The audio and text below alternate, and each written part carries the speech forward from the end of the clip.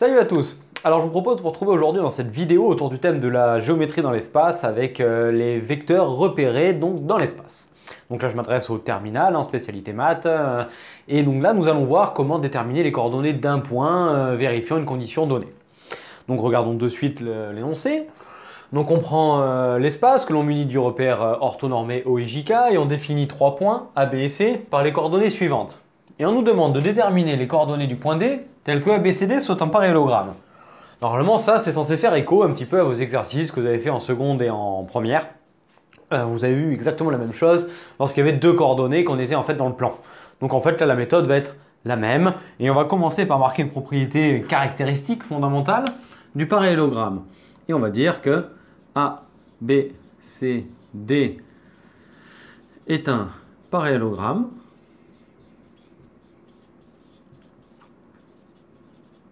si et seulement si AB égale DC.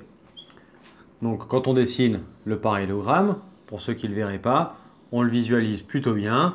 Si on trace A, B, C, D, on a bien AB égale DC, car je vous rappelle, caractéristique du parallélogramme, deux côtés opposés parallèles de même longueur, mais on aurait pu également utiliser le fait que les diagonales ont le même milieu et passer par le milieu de BD et le milieu de AC.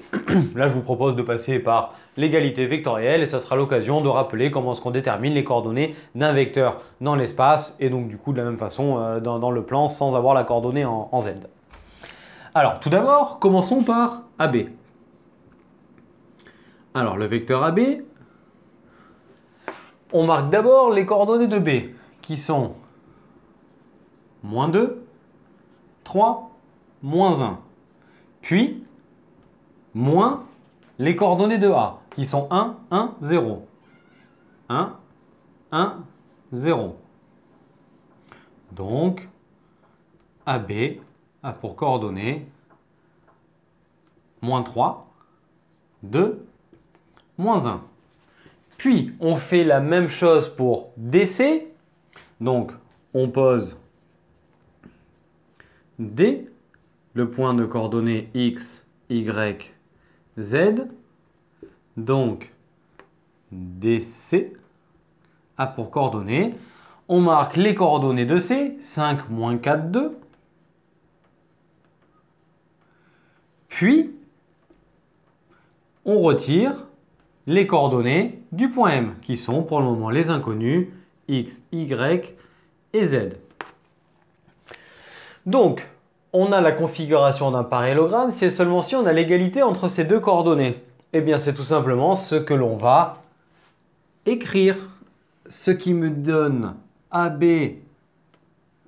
égale DC, équivalent à, et on va écrire ça sous la forme en fait d'un petit système, qui me donne moins 3, 2, moins 1 pour les coordonnées de AB, et DC qui sont celles qui sont là. Donc 5 moins X, moins 4 moins Y, et 2 moins Z. Et bien maintenant, on va faire passer les X, Y, Z de l'autre côté, faire passer ces nombres-là à droite, et on va obtenir les valeurs de X, Y, Z. Donc X, Y, Z égale. Donc X passe de l'autre côté avec le moins, ça devient plus. Et donc le moins 3 passe de l'autre côté, ça devient un plus. Et on a 8.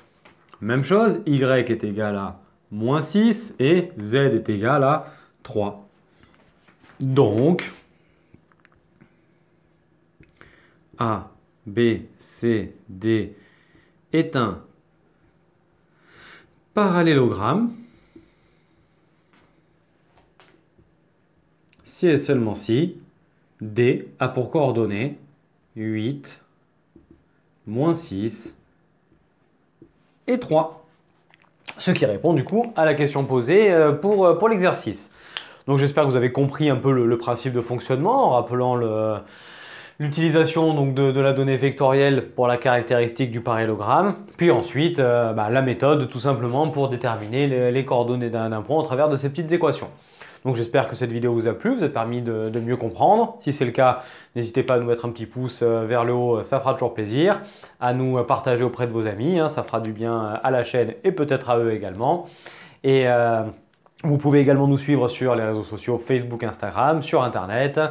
Et d'ici à notre prochaine vidéo, je vous souhaite tous une très belle journée et je vous dis à très bientôt. Allez, ciao tout le monde!